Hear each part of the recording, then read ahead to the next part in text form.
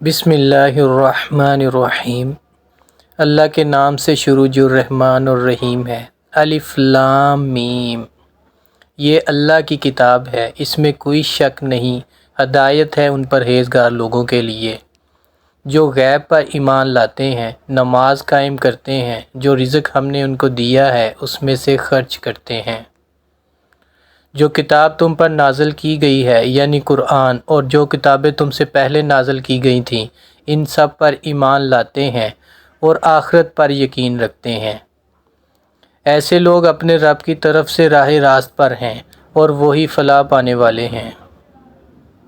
جن لوگوں نے ان باتوں کو تسلیم کرنے سے انکار کر دیا، ان کے لیے یکساں ہے، خواہ تم انہیں خبردار کرو یا نہ کرو، بہرحال وہ ماننے والے نہیں ہیں۔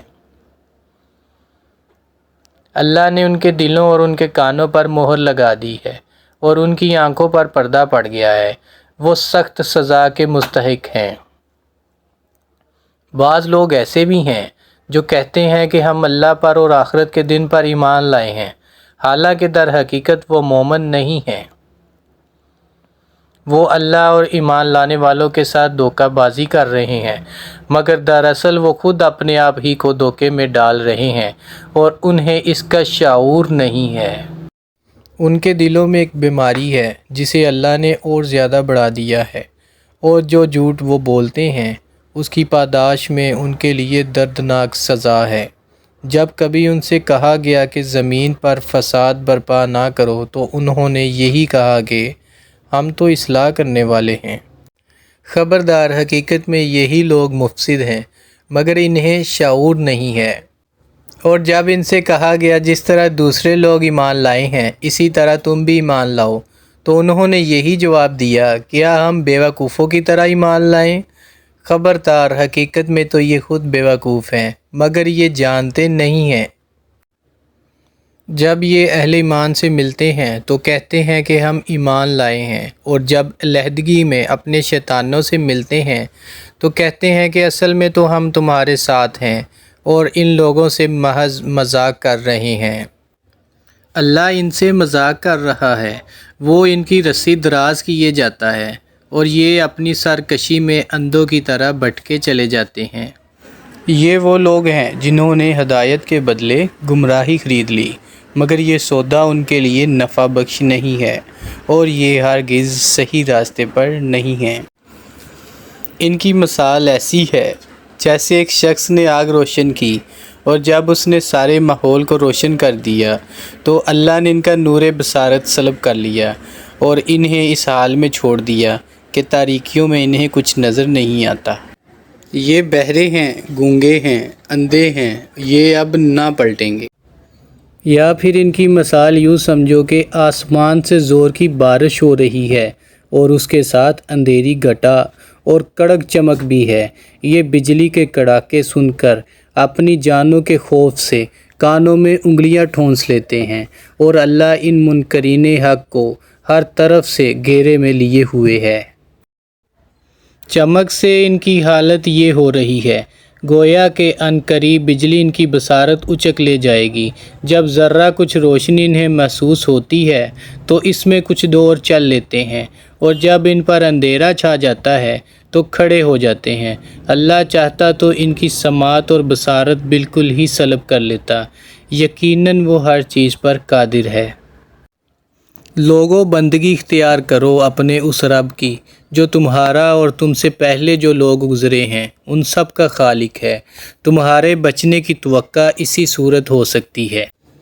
وہی تو ہے جس نے تمہارے لیے زمین کا فرش بچھایا، آسمان کی چھت بنائی، اوپر سے پانی برسایا، اور اس کے ذریعے سے ہر طرح کی پیداوار نکال کر تمہارے لیے رزق بہم پہنچایا۔ بس جب تم یہ جانتے ہو تو دوسروں کو اللہ کا مد مقابل نہ ٹھہراؤ۔ اور اگر تمہیں اس امر میں شک ہے کہ یہ کتاب جو ہم نے اپنے بندے پر اتاری ہے یہ ہماری ہے یا نہیں، تو اس کی مانند ایک ہی صورت بنا لاؤ، اپنے سارے ہم نواؤں کو بلا لو ایک اللہ کو چھوڑ کر، باقی جس جس کی چاہو مدد لے لو اگر تم سچے ہو۔ تو یہ کام کر کے دکھاؤ، لیکن اگر تم نے ایسا نہ کیا اور یقیناً کبھی نہیں کر سکتے تو ڈرو اس آگ سے جس کا ایندھن بنیں گے انسان اور پتھر جو مہیا کی گئی ہے منکرین حق کے لیے۔ اور اے پیغمبر، جو لوگ اس کتاب پر ایمان لے آئیں اور اس کے مطابق اپنے عمل درست کر لیں، انہیں خوشخبری دے دو کہ ان کے لیے ایسے باغ ہیں جن کے نیچے نہریں بہتی ہوں گی۔ ان باغوں کے پھل صورت میں دنیا کے پھلوں سے ملتے جلتے ہوں گے۔ جب کوئی پھل انہیں کھانے کو دیا جائے گا تو وہ کہیں گے کہ ایسے ہی پھل اس سے پہلے دنیا میں ہم کو دیے جاتے تھے۔ ان کے لیے وہاں پاکیزہ بیویاں ہوں گی اور وہ وہاں ہمیشہ رہیں گے۔ ہاں، اللہ اس سے ہرگز نہیں شرماتا کہ مچھر یا اس سے بھی حقیر تر کسی چیز کی مثالیں دے۔ جو لوگ حق بات کو قبول کرنے والے ہیں وہ انہی مثالوں کو دیکھ کر جان لیتے ہیں کہ یہ حق ہے جو ان کے رب ہی کی طرف سے آیا ہے، اور جو ماننے والے نہیں ہیں وہ انہیں سن کر کہنے لگتے ہیں کہ ایسی مثالوں سے اللہ کو کیا سروکار۔ اس طرح اللہ ایک ہی بات سے بہت ساروں کو گمراہی میں مبتلا کر دیتا ہے اور بہت ساروں کو راہ راست دکھا دیتا ہے، اور گمراہی میں وہ انہی کو مبتلا کرتا ہے جو فاسق ہیں۔ اللہ کے عہد کو مضبوط باندھ لینے کے بعد توڑ دیتے ہیں۔ اللہ نے جسے جوڑنے کا حکم دیا ہے اسے کاٹتے ہیں اور زمین میں فساد برپا کرتے ہیں۔ حقیقت میں یہی لوگ نقصان اٹھانے والے ہیں۔ تم اللہ کے ساتھ کفر کا رویہ کیسے اختیار کرتے ہو؟ حالانکہ تم بے جان تھے، اس نے تم کو زندگی عطا کی، پھر وہی تمہاری جان سلب کرے گا، پھر وہی تمہیں دوبارہ زندگی عطا کرے گا، پھر اسی کی طرف تمہیں پلٹ کر جانا ہے۔ وہی تو ہے جس نے تمہارے لیے زمین کی ساری چیزیں پیدا کی، پھر اوپر کی طرف توجہ فرمائی اور 7 آسمان استوار کیے، اور وہ ہر چیز کا علم رکھنے والا ہے۔ پھر ذرا اس وقت کا تصور کرو جب تمہارے رب نے فرشتوں سے کہا تھا کہ میں زمین میں خلیفہ بنانے والا ہوں۔ انہوں نے عرض کیا کہ آپ زمین میں کسی ایسے کو مقرر کرنے والے ہیں جو اس کے انتظام کو بگاڑ دے گا اور خون ریزیاں کرے گا۔ آپ کی حمد و ثنا کے ساتھ تسبیح اور آپ کے لیے تقدیس تو ہم کر رہی ہیں۔ فرمایا میں جانتا ہوں جو کچھ تم نہیں جانتے۔ اس کے بعد اللہ نے آدم علیہ السلام کو ساری چیزوں کے نام سکھائے، پھر انہیں فرشتوں کے سامنے پیش کیا اور فرمایا اگر تمہارا خیال صحیح ہے کہ کسی خلیفہ کے تقرر سے انتظام بگڑ جائے گا تو ذرا ان چیزوں کے نام بتاؤ۔ انہوں نے عرض کیا نقص سے پاک تو آپ ہی کی ذات ہے، ہم تو بس اتنا ہی علم رکھتے ہیں جتنا آپ نے ہم کو دے دیا ہے۔ حقیقت میں سب کچھ جاننے اور سمجھنے والا آپ کے سوا کوئی نہیں۔ پھر اللہ نے آدم علیہ السلام سے کہا تم انہیں ان چیزوں کے نام بتاؤ۔ جب اس نے ان سب کو اس کے نام بتا دیے تو اللہ نے فرمایا میں نے تم سے کہا نہ تھا کہ میں آسمانوں اور زمین کی ساری حقیقتیں جانتا ہوں۔ جو تم سے مخفی ہے، جو کچھ تم ظاہر کرتے ہو وہ بھی مجھے معلوم ہے، اور جو کچھ تم چھپاتے ہو اسے بھی میں جانتا ہوں۔ پھر جب ہم نے فرشتوں کو حکم دیا کہ آدم علیہ السلام کے آگے جھک جاؤ تو سب جھک گئے مگر ابلیس نے انکار کیا۔ وہ اپنی بڑائی کے گھمنڈ میں پڑ گیا اور نافرمانوں میں شامل ہو گیا۔ پھر ہم نے آدم علیہ السلام سے کہا کہ تم اور تمہاری بیوی دونوں جنت میں رہو اور یہاں با فراغت جو چاہو کھاؤ، مگر اس درخت کا رخ نہ کرنا ورنہ ظالموں میں شمار ہوگے۔ آخرکار شیطان نے ان دونوں کو اس درخت کی ترغیب دے کر ہمارے حکم کی پیروی سے ہٹا دیا اور انہیں اس حالت سے نکلوا کر چھوڑا جس میں وہ تھے۔ ہم نے حکم دیا کہ اب تم سب یہاں سے اتر جاؤ، تم ایک دوسرے کے دشمن ہو اور تمہیں ایک خاص وقت تک زمین میں ٹھہرنا ہے اور وہیں گزر بسر کرنا ہے۔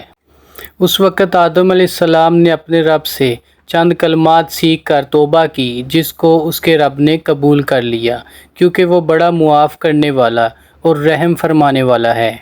ہم نے کہا کہ تم سب یہاں سے اتر جاؤ، پھر جو میری طرف سے کوئی ہدایت تمہارے پاس پہنچے تو جو لوگ میری ہدایت کی پیروی کریں گے ان کے لیے کسی خوف اور رنج کا موقع نہ ہوگا، اور جو اس کو قبول کرنے سے انکار کریں گے اور ہماری آیات کو جھٹلائیں گے وہ آگ میں جانے والے لوگ ہیں جہاں وہ ہمیشہ رہیں گے۔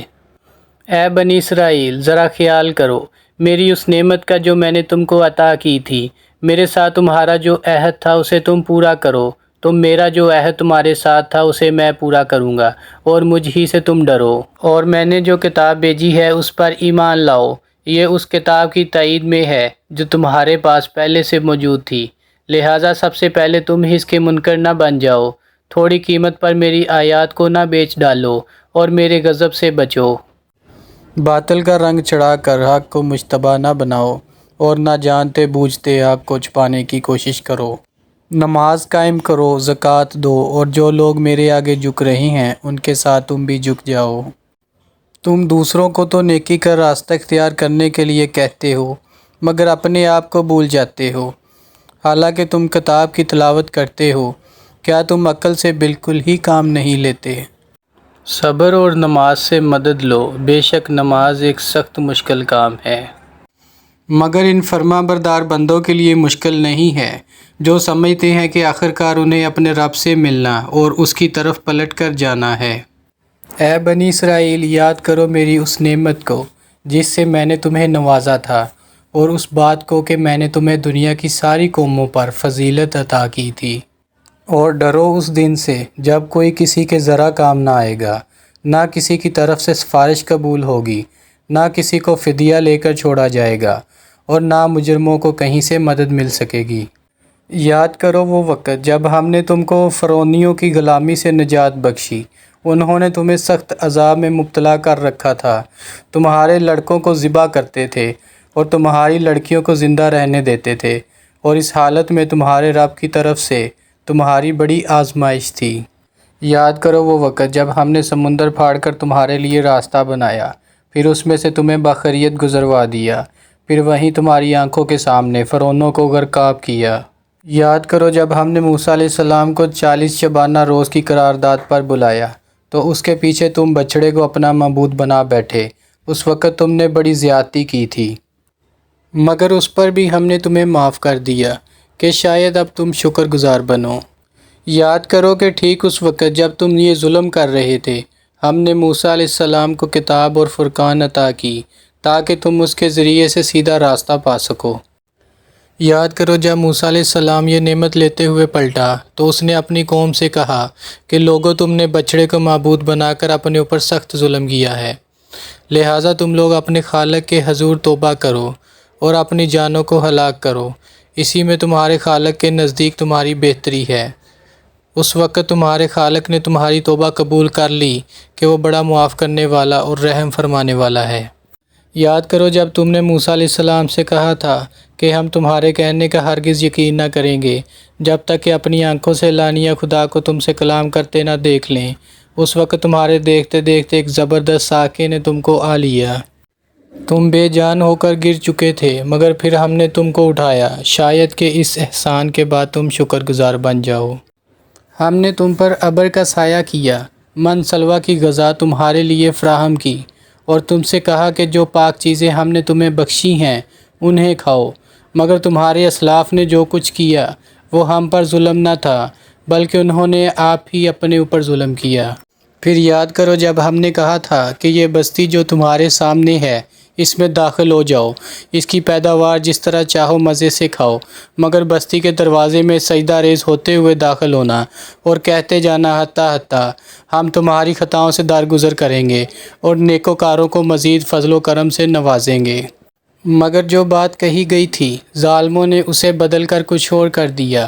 آخرکار ہم نے ظلم کرنے والوں پر آسمان سے عذاب نازل کیا، یہ سزا تھی ان نافرمانیوں کی جو وہ کر رہے تھے۔ یاد کرو جب موسیٰ علیہ السلام نے اپنی قوم کے لیے پانی کی دعا کی تو ہم نے کہا کہ فلاں چٹان پر اپنا عصا مارو، چنانچہ اس سے 12 چشمے پھوٹ نکلے، اور ہر قبیلے نے جان لیا کہ کون سی جگہ اس کے پانی لینے کی ہے۔